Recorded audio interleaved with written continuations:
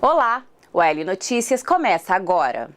A audiência pública com o tema Escola Sem Partido foi cancelada pela proponente deputada Mara Caseiro, do PSDB.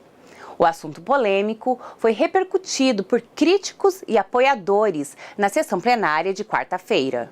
O projeto de lei conhecido como Escola Sem Partido propõe deveres dos professores quando tratam de assuntos relacionados à política, religião e gênero. Durante o grande expediente desta quarta, a deputada e proponente da lei, Mara Caseiro, anunciou o cancelamento da audiência pública que seria realizada na Assembleia para evitar o tensionamento dos debates, como já ocorreu em outras discussões. Nós decidimos cancelar e vamos promover os debates, sim, mas vamos pontualmente nas universidades discutir o projeto, ouvir quem é contra, ouvir quem é a favor, num espaço democrático em que as pessoas possam também dar a sua opinião. Segundo a proposta, o intuito do projeto Escola Sem Partido é prevenir práticas de doutrinações ideológicas nas salas de aula. O deputado Pedro Kemp, no entanto, entende que a lei pode limitar ou até mesmo impedir debates em sala de aula. Esse projeto ele é autoritário, além de ser inconstitucional. Autoritário por quê? Porque ele quer proibir os professores de debaterem determinados assuntos em sala de aula, que é um absurdo. A escola é uma comunidade pensante, é um espaço de debate da pluralidade de ideias e o professor deve fomentar isso. Ele não pode ser impedido de discutir determinados assuntos, como, por exemplo, política, religião, sexualidade com seus alunos. É o que esse projeto quer. Entre os idealizadores do movimento Escola Sem Partido em todo o país está o Dr. Miguel Najib, que ocupou a tribuna para defender o projeto. Segundo ele, a intencionalidade da lei é evitar abusos em sala de aula. Por exemplo, um professor católico que favoreça um aluno católico, ou então um professor ateu que prejudique um aluno evangélico. Nós não queremos que isso aconteça. Nós queremos que os estudantes sejam avaliados por critérios acadêmicos, pela sua capacidade de compreender e de aprender o conteúdo que foi transmitido pelos professores. Apesar do cancelamento da audiência pública na Assembleia Legislativa, o projeto segue tramitando na Casa de Leis. Começou a tramitar um projeto de lei para que seja oferecida assistência médica, social e psicológica à mulher dependente do álcool. A iniciativa do deputado Maurício Picarelli, do PSDB, deverá manter o segredo em relação aos dados pessoais de cada mulher assistida. A proposta levou em conta a importância da mulher no ambiente familiar e todo o prejuízo emocional e financeiro causado pelo uso excessivo do álcool. Esse programa visa realmente um amparo por parte das secretarias instituídas no Estado para dar um amparo e orientação e talvez encaminhamento para clínicas especializadas para que elas possam se recuperar. E os deputados aprovaram o projeto de lei que permite o uso do nome escolhido pelos pais adotivos nos cadastros das escolas e dos consultórios médicos. O autor da proposta, deputado Beto Pereira, busca amenizar o processo traumático pelo qual passa uma criança ao ser colocada para adoção.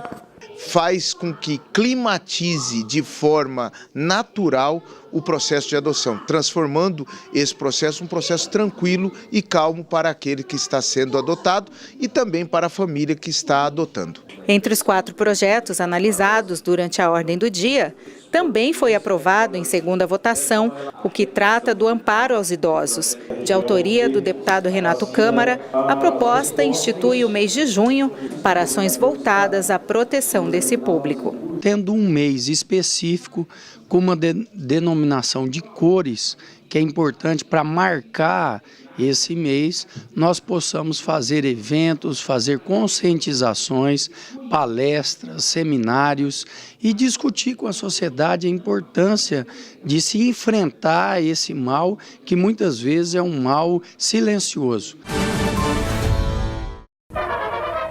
Informa o repórter essa edição extraordinária. E atenção, atenção, Rio. O Brasil acaba de declarar guerra às potências do eixo. O presidente Vargas determinou a convocação de reservistas para a formação das Forças Expedicionárias Brasileiras.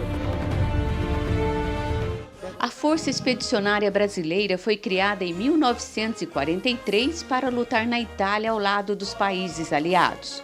Na época, quase 700 soldados do 9º Batalhão de Engenharia de Combate de Aquidauana foram enviados para a batalha. Hoje, 73 anos depois do fim da guerra, 6 ex-combatentes de Mato Grosso do Sul celebram a data que mudou suas vidas. Houve mais desertores na hora de convocação do que foram, porque muda completamente a mentalidade da pessoa que fala, você vai para a guerra, é completamente diferente. Então, eu participei, fiz 20 anos no dia que acabou a guerra. Então, a gente tem satisfação de ver, participar, de ter o nome, né? E gravar a história, porque o Brasil precisa saber disso. A participação dos soldados brasileiros na Segunda Guerra é destaque nos livros de história e também na memória de quem acredita e defende a paz, a liberdade e a democracia.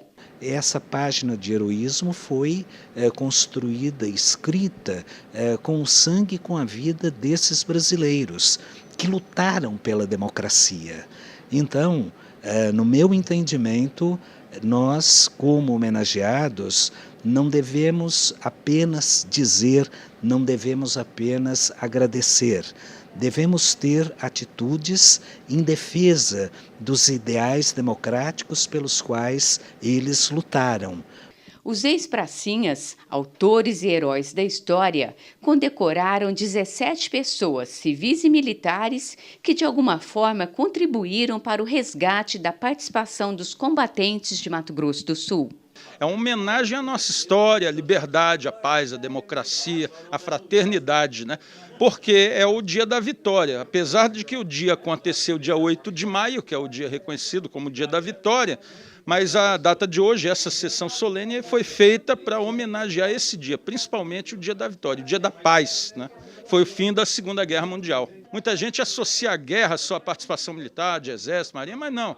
Foi um esforço coletivo, um esforço da nação, e todos nós brasileiros temos muito que aprender com eles. Primeiro que é sempre honroso para nós poder homenagear uma sessão de tal magnitude aqui na Assembleia Legislativa, tendo em vista que é a oportunidade de rever os ex-combatentes e principalmente vê-los homenageando e honrando aquelas pessoas que contribuem com a FEB e a gente poder contemplar isso na Assembleia Legislativa do Mato Grosso do Sul. São homens que foram para a guerra, que foram para o fronte, são ex-combatentes que têm uma história, né, com esse país, têm uma história com Mato Grosso do Sul e com a cidade de Campo Grande. Então, para nós, poder homenageá-los e, acima de tudo, presidir uma sessão para mim é gratificante e honroso ao mesmo tempo. Então, me sinto realizado em poder estar aqui na sessão.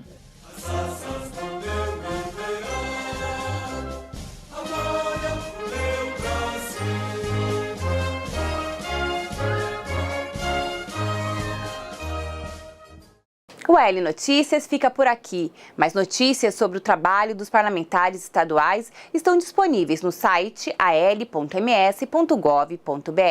no aplicativo ou nas mídias sociais. Até mais!